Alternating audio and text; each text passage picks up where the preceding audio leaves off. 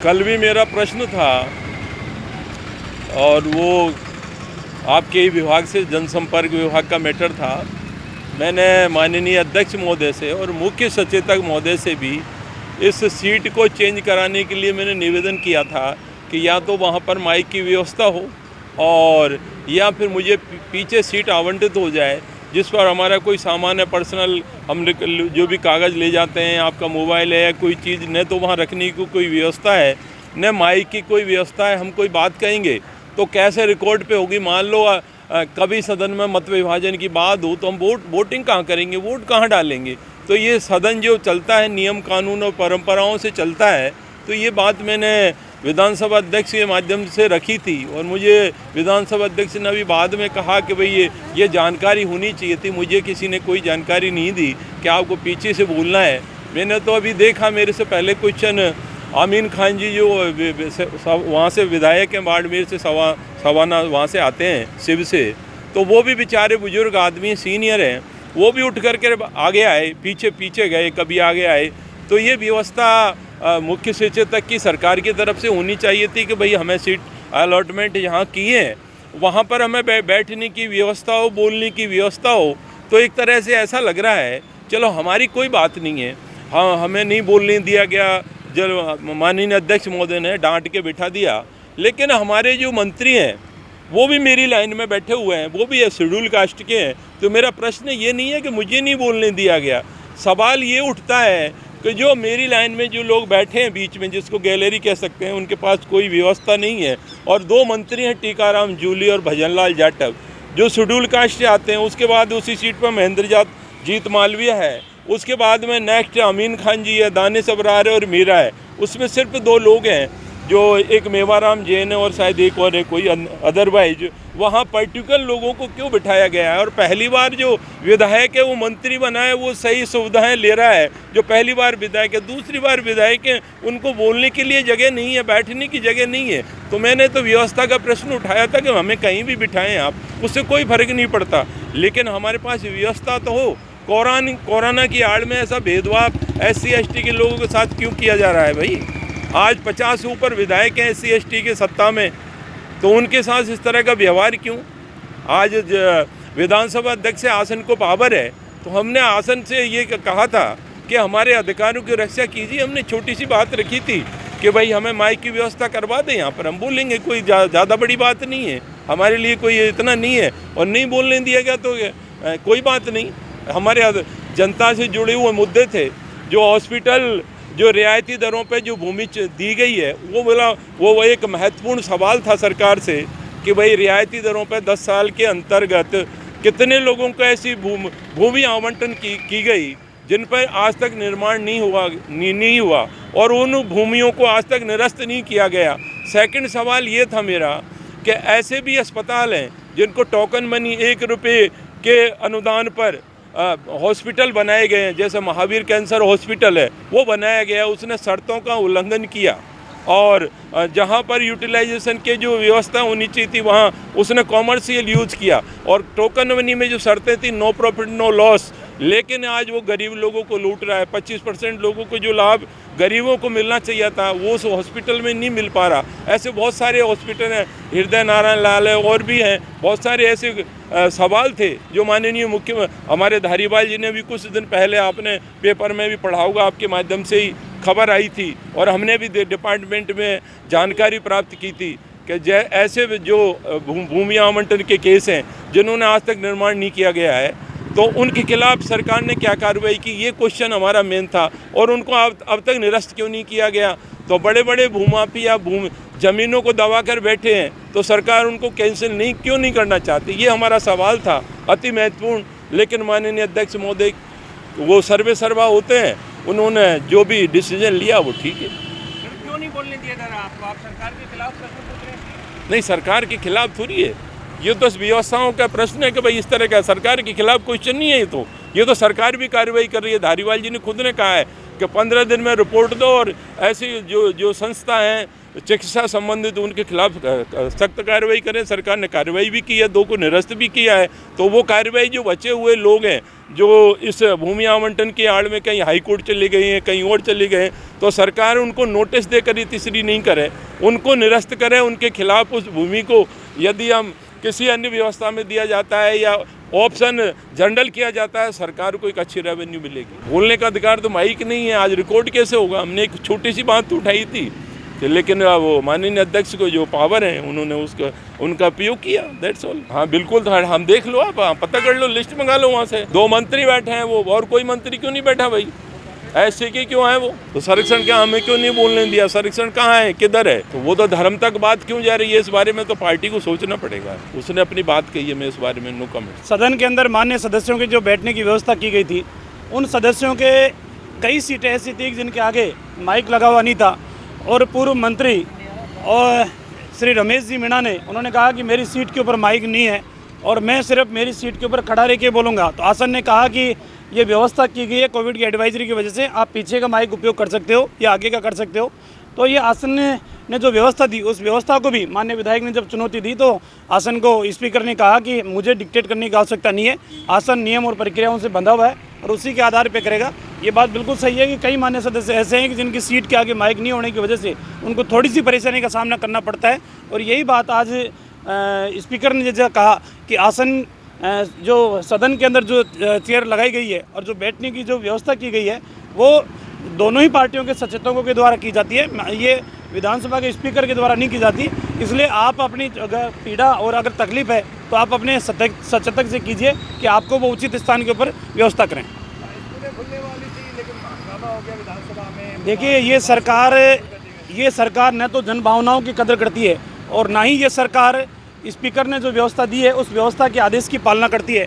और आखिरकार शिक्षा मंत्री जी ने भी आसन से कहा कि हम कोविड की एडवाइजरी के तहत, तब आसन ने सख्त होकर कहा कि कोविड की एडवाइजरी की बात नहीं है। जब एक बार संक्रमण आपका फैल चुका तो क्या ज़रूरी है क्या आपके इस तरीके से वार्षिक उत्सव करना नितांत आवश्यक है क्या?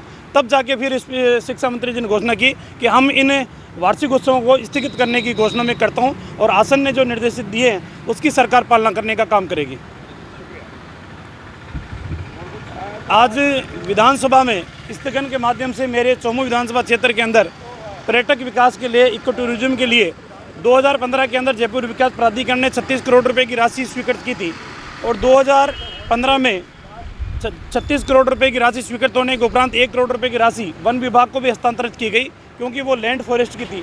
7.1 किलोमीटर की सड़क बननी थी, 9.5 हेक्टेयर की ज़मीन का डाइवर्जन होना था, लेकिन जिला कलेक्टर ने डाइवर्जन होने के उपरांत भी अभी तक उस वन विभाग को उस डाइवर्जन की एनओसी नहीं मिलने की वजह से जयपुर विकास प्राधिकरण उस सड़क की शुरुआत नहीं कर पाया। तो आज मैंने सदन के अंदर ये रखा है कि सरकार जल्दी से फॉरेस्ट की एनओसी जारी करके और जयपुर विकास प्राधिकरण उस सड़क बनाने का काम करे, ताकि सामोद के अंदर जो एक पर्यटक स्थल विकसित करने का एक बहुत बड़ा अवसर है, उस अवसर का फायदा लोगों को भी मिल सके।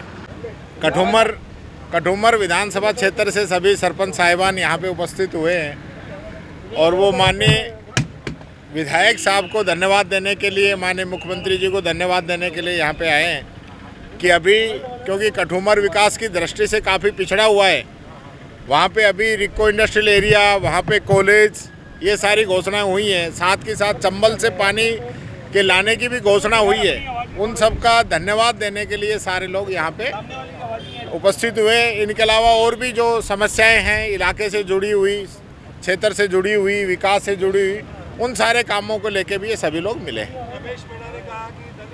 देखिए, वो विधानसभा के अंदर का मामला है, मैं उस पर कुछ नहीं कहना चाहूँगा। नहीं, मैं आप और कोई पूछना चाहते हैं तो मैं उस पर बता सकता, मैं उस पर कुछ नहीं कहना चाहूँगा। वो हाउस के अंदर की चीज़ें हैं, वो मैं उस पर कुछ नहीं कहना चाहूँगा। कोई दिक्कत नहीं है। देखिए, कोविड की गाइडलाइन है, सब लोगों को पालना करनी चाहिए।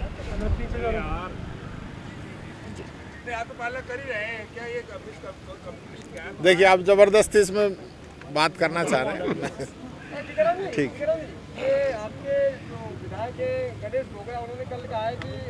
अब वो गोगरा जी बता पाएंगे भाई इसमें। कोई आप पूछना चाहे मेरे से रिलेटेड, मेरे विभाग से रिलेटेड, तो मैं बताऊँ। कल असेंबली बोला था कोई धर्म कोड की मांग की थी। जैसे जैन धर्म का भी कोड होता है, बौद्ध धर्म का भी कोड है, तो आदिवासी धर्म कोड की मांग की थी। लेकिन बीजेपी वाले इसको कोई और उल्टा समझ रहे हैं। हमारी भी जनसंख्या कितनी है देश में, राज्य में, तो उस हिसाब से हमको भी हमारा प्रतिनिधित्व मिले और सरकार की जो भी योजना है तो हमको फ़ायदा मिलना चाहिए। इसमें धर्म कोड की मांग की, इसमें गलत ग्राउंड कौन सा हो गया? शोषण की भी आपने बात की है कि हिंदू बोल के आदिवासियों का शोषण किया जाता है आपके जाति धर्म वाले। तो मोहन जी जो भागवत, जो आरएसएस के जो नेता कहलाते हैं, आज भी जाके कह रहे हैं आदिवासियों में कि नहीं, आप आदिवासी धर्म नहीं लिखेंगे, आपको हिंदू धर्म लिखना पड़ेगा। अरे हम पे थोप क्यों रहो? वो तो हमारा समाज निर्णय करेगा कि हमको क्या लिखना है, क्या नहीं लिखना है। आप कौन होते हो? मोहन भागवत जी भी कौन सा धर्म लिखते हैं? या हिंदू धर्म लिखते हैं या जैन धर्म लिखते हैं? गुलाब चंद जी कटारिया कौन सा लिखते हैं? हिंदू धर्म लिखते हैं या जैन धर्म लिखते हैं? आप उनसे भी पूछिए। अब हमारा आदिवासी धर्म, हम धर्म कोड की अलग मांग कर रहे हैं, तो इसमें आपत्ति क्या होनी चाहिए? किस तरह अलग है, किस तरह अलग है? हमारी संस्कृति अलग है, परंपरा अलग है, हमारी भाषा अलग है, कल्चर अलग है। हम प्रकृति को पूछते हैं, नदी, पेड़, पहाड़, गाय को पूछते हैं, बैल को पूछते हैं। और हमारे मौत मरण में भी हमारे अलग परंपरा है। 11 दिन 12 दिन तक हमारे सिर पे कपड़ा बांधे रखते हैं, बाल उतारते हैं, अलग परंपरा है। हमारे जो साधु संत होते हैं उनको ज़मीन में दफनाते हैं, किसी को जलाते हैं। हमारी परंपरा बिल्कुल सबसे अलग है। इसलिए हमारा हिंदू धर्म में हम नहीं आते हैं, इसलिए हमारा धर्म कोड अलग की मांग कर रहे हैं। इसमें क्या फर्क पड़ गया? देवी देवता को हम भी मानते हैं, नहीं मानते ऐसी बात थोड़ी है। इसमें गलत कौन सा कह दिया? आपने ये साफ बड़ा स्पष्ट कहा है कि जैसे अभी आप विधायक हैं तो आपने अभी अपना हिंदू लिखा है। आप ये बताइए, आपने कहा है कि हम हिंदू नहीं है, हम हिंदू धर्म को नहीं मानते, ये आपने कहा है। देखो, हिंदू धर्म है वो अलग है। जैन धर्म वाले मानते हैं क्या? जैन धर्म वाले हिंदू धर्म मानते हैं? बौद्ध धर्म वाले हिंदू धर्म मानते हैं? उसको आप क्या कहोगे? नहीं, उनको आप क्या कहोगे? जब आदिवासी को टारगेट कर रहे हो, आदिवासी हम मांग कर रहे हैं कि हमारा धर्म कोड अलग होना चाहिए, बात इतनी सी है। अब जैन धर्म को क्यों नहीं कहते हो कि आप हिंदू धर्म क्यों नहीं मान रहे हो? बौद्ध धर्म को क्यों नहीं कह रहे हो कि आप हिंदू धर्म क्यों नहीं मान रहे हो? उनसे सवाल क्यों नहीं कर रहे हैं? जो आदिवासी अंचल एरिया है, आपने आवाज़ उठाई कि धर्म परिवर्तन बीजेपी ने बड़ी तेजी से किया है आदिवासियों का। आदिवासी एरिया में बहुत तेजी से अभी भी धर्म परिवर्तन की जो घटना है तो हो रही है। परिवर्तन हो रहा है। आरएसएस वाले धर्म परिवर्तन करना चाह रहे हैं वनवासी के नाम पर। अभी हमारे पूर्व सांसद जो भारतीय जनता पार्टी से आते थे, महावीर भगोरा जी, उनका दाह संस्कार कौन सी रीति से किया? आप पता करिए उनको। ईसाई धर्म के अनुसार किया। ईसाई धर्म अपना रहे हैं, आदिवासी संस्कृति खत्म करना चाहते हैं, आदिवासियों को ही खत्म करना चाहते हैं। ये आरएसएस के लोग, बीजेपी के लोग आदिवासी को ही खत्म करना चाहते हैं। जो तो क्या ये मान लिया जाए गुजरात में सरदार वल्लभ भाई पटेल लोह पुरुष मानते हैं, हम भी मानते हैं, हम भी सम्मान करते हैं उनका। लेकिन वहाँ पर जो इन्होंने जो स्टैचू बनाया, वहाँ आदिवासियों को कितनों को वहाँ से हटा दिया गया। आदिवासियों की ज़मीन से बेदखल कर दिया आदिवासियों को। और वो मोदी जी वहाँ दूसरों भी जगह, झारखंड आकर कितनी स्थिति आदिवासियों की खराब है, उनको ज़मीनों से हटाया जा रहा है। हमको फ़ायदा नहीं मिल रहा आज तक हमारे क्षेत्र में ऐसे गांव और ऐसी पंचायतें हैं, आज तक आदिवासी जनरल के सामने खाट पे बैठ नहीं सकता है, उसको चप्पल उतार के उसके घर में जाना पड़ता है। ऐसी स्थिति है, तो हम आदिवासी धर्म की कोड की मांग कर रहे हैं, क्या गलत मांग कर रहे हैं? हम हमारा अधिकार क्या? लोकतंत्र हमारे लिए लोकतंत्र नहीं है, आदिवासियों के लिए लोकतंत्र नहीं है, हम इंसान नहीं है। बीजेपी कहती है कि चर्च के इशारे पे गणेश भगोरा जी बोल रहे हैं, चर्च से फंडिंग आता है आदिवासी बेल्ट में। हमारे कोई फंडिंग नहीं आता है। जो नेता अलग होंगे वो जाने। अब कहाँ से आता है, कहाँ नहीं आता है, जो कहने वाले हैं उनसे पूछो भाई कहाँ से आता है, या तो आप जांच करवा लो भाई कहाँ से आता है। मैं तो भाई ईसाई को नहीं, मैं तो आदिवासी की बात कर रहा हूँ, आदिवासी धर्म की बात कर रहा हूँ। मैं क्यों ईसाई अपनाऊंगा? अगर मैं ईसाई धर्म और दूसरा धर्म अपनाता हूँ तो मेरी स्वतः ही मुझे जो आरक्षण मिल रहा है खत्म हो जाना चाहिए। जो धर्म परिवर्तन कर रहे हैं उनको आरक्षण नहीं मिलना चाहिए, ये हम तो मांग कर रहे हैं उल्टा। और जो ईसाई धर्म में ज़्यादातर परिवर्तन हो रहे हैं टीएसपी एरिया में, आदिवासी लोग जो ईसाई धर्म में जा रहे हैं, ज्वाइन कर रहे हैं, इसका विरोध भी आप करेंगे बिल्कुल। जो आदिवासी धर्म छोड़कर जो ईसाई धर्म अपना रहा है उनको किसी प्रकार का आदिवासी का फायदा नहीं मिलना चाहिए, हम तो विरोध कर रहे हैं। आपने शराब की दुकानों का भी विरोध करा था कि उन्हीं को मिलने की आदिवासी। हाँ, तो टीएसपी क्षेत्र में अनुसूची 5 लागू है वहाँ पर, तो अंग्रेजी शराब की दुकानें तो वहाँ खुलनी नहीं चाहिए। अगर खोल भी दिए तो आदिवासियों को तो वहाँ कुछ मिल ही नहीं रहा है, न नीलामी में, न दुकान उनके लिए आरक्षित है, कुछ नहीं है। तो क्या है आदिवासियों के लिए बताओ। एक सवाल आपसे करना चाहेंगे, आप ट्रैवल बैग से आ रहे हो, जी, वहाँ एमएलए किसके लिए रिजर्व है, सांसद किसके लिए रिजर्व है, नौकरियों में पद किसके लिए रिजर्व है? तो क्या ये हिंदू होने के नाते आपको मिले हैं या आप दूसरे धर्म में चले जाओ तब आपको मिले? ये जो सुविधा आपको मिली है नहीं, जो मिली है हमको, ये आरक्षण जो भी मिला है आदिवासी होने के नाते मिला है। आज हम एमएलए बन के आया हूँ तो भी आदिवासी हूँ इसलिए आया हूँ। यहाँ अगर वो होता तो मैं नहीं आता। पिछड़े हैं हम, पिछड़े हैं इसलिए आए हैं हम। लेकिन गोगरा जी इसलिए मिला है कि संविधान में आपको हिंदू धर्म माना है, नहीं तो जैन को क्यों रिजर्वेशन कहाँ है, ईसाई को रिजर्वेशन कहाँ है, मुस्लिम को रिजर्वेशन कहाँ है? एज ए रिलीजन तो रिजर्वेशन देश में है ही नहीं, देश में रिजर्वेशन है कास्ट क्या? देखो हम पे ये हमारा कल्चर देखो, पहले इतिहास उठा के देखो। आदिवासी किसको पूछता था, क्या खाता था, क्या पीता था? इसको जबरदस्ती आदिवासी अनपढ़ होने के नाते जो पढ़े लिखे लोग थे उन्होंने वहाँ पर स्कूल में बच्चे पढ़ने जाते थे, जबरदस्ती उनका नाम लिख दिया और वहाँ पर हिंदू के कॉलम में उनको राइट करवा दिया। हमने थोड़ी किया, ये राइट तो उन्होंने करवाया। हम तो धीरे धीरे समझदार अब हुए हैं कि आदिवासियों को बराबर हक नहीं मिल रहा है, मिलना चाहिए आदिवासियों को हक, ये मांग कर रहे हैं हम तो। आपके बयान में जो है आपकी पार्टी की मुश्किलें बढ़ा दी, आप जिम्मेदार पद पे हैं, आपकी पार्टी के नेता तो जाओ की मुद्रा। देखो सर, मुझे क्षेत्र की जनता ने यहाँ जिता कर भेजा है। क्षेत्र की मांग उठाने का मेरा प्रथम मुद्दा है और मेरा कर्तव्य है। जनता की क्षेत्र की क्या मांग है वो मांग उठाने आया हूँ मैं। पार्टी मुझे टिकट देवे नहीं देवे उससे मुझे कोई फर्क नहीं पड़ता है, लेकिन मेरी जनता की जो तकलीफ है, मेरे क्षेत्र के लोगों की जो तकलीफ है, अगर मैं यहाँ पर आवाज़ नहीं उठाऊंगा तो मुझे यहाँ विधानसभा में आने का कोई मतलब नहीं रहता मेरा। जनता ने कहा कि आप कहिए अलग से धर्म कोड लाइए, ये कहा है, पूरा देश मांग रहा है, इस धर्म कोड की मांग कर रहा है, पूरा देश मांग कर रहा है, हमारे क्षेत्र के लोग मांग कर रहे हैं। आप सर्वे करा लीजिए, सब मांग कर रहे हैं। तो जो जनता की मांग होगी वो तो मुझे यहाँ मांग बतानी पड़ेगी। वो ठीक है, लेकिन आपके विधायक हैं समाराम गरासी, वो कहते हैं हम हिंदू और हिंदू होने पर गर्व है हमें। तो वो खाली कहीं टिकट नहीं कट जाए, बड़े नेता को उन पर दबाव है, रिमोट कंट्रोल नेता बैठे हुए हैं सामने वाले जो विपक्ष की भूमिका नहीं निभा रहे हैं। आपको भी पता है विपक्ष की भूमिका निभा रहे हैं क्या हमारे टीएसपी एरिया से जो बीजेपी के एमएलए आ रहे हैं। लेकिन हम सरकार में होते हुए भी हमारे क्षेत्र की जो मांग है, जो जनता की समस्या है, उसको हम उठा रहे हैं, भले सरकार में है या जो सही बोलने के लिए आए हैं या कोई गलत बोलने के लिए नहीं आए हम। क्या इस तरह से जो है आप ट्राइबल की आवाज़ बुलंद कर रहे हैं, धर्म कोड की मांग है, इससे तो जो आपका ट्राइबल स्टेट है उसकी मांग आने वाली करेंगे आप, ट्राइबल लैंड भी होना चाहिए, आपका अपना होमलैंड भी होना चाहिए। देखो, वो क्षेत्र की मांग होगी वो सरकार के हाथ में है, मांग करेंगे, लेकिन धर्म कोड की हमारी विशेष मांग है। धर्म कोड तो हमारा होना चाहिए।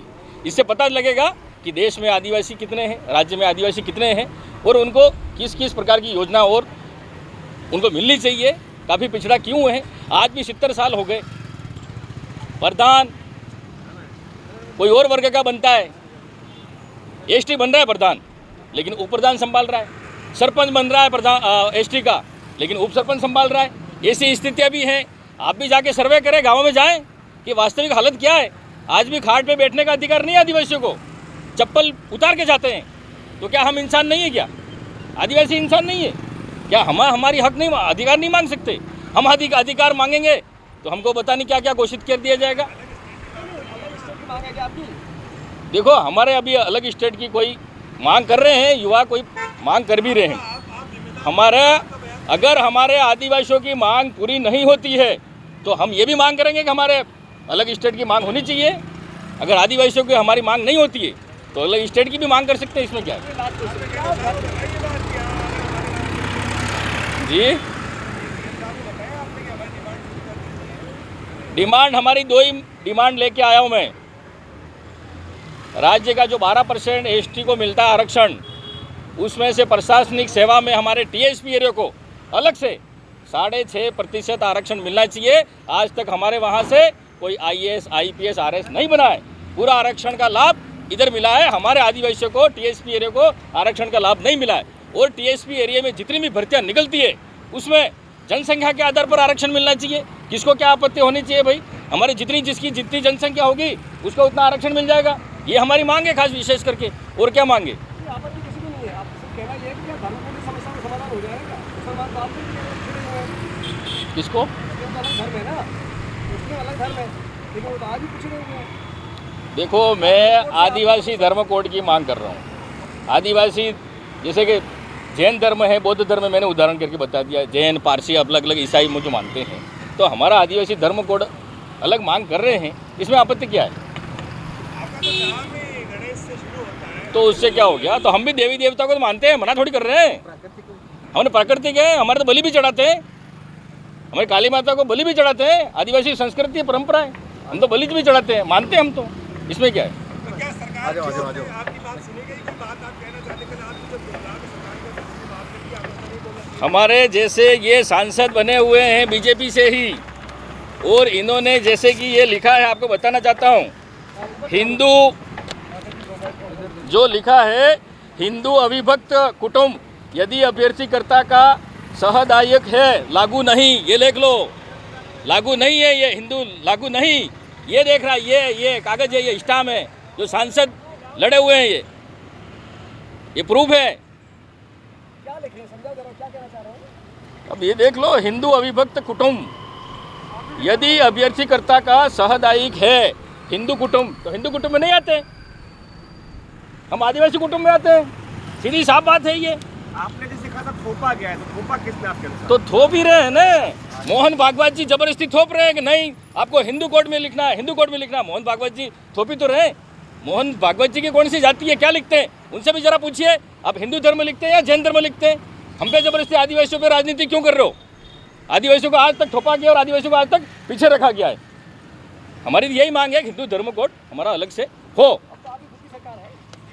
देखो, सरकार है तो हम तो हमारी क्षेत्र की मांग कर रहे हैं, सदन में SC/ST को वो तो केंद्र लेवल की भी बात है।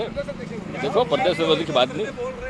देखो, हम तो यहाँ मांग करने आए हैं, केंद्र लेवल का है। जब भी ये 2000 की जो सर्वे हो रही है 21 की, उसमें हमारा अलग से धर्म कोड होना चाहिए, ये इतनी सी मांग है, कोई ज़्यादा मांग नहीं है। धन्यवाद।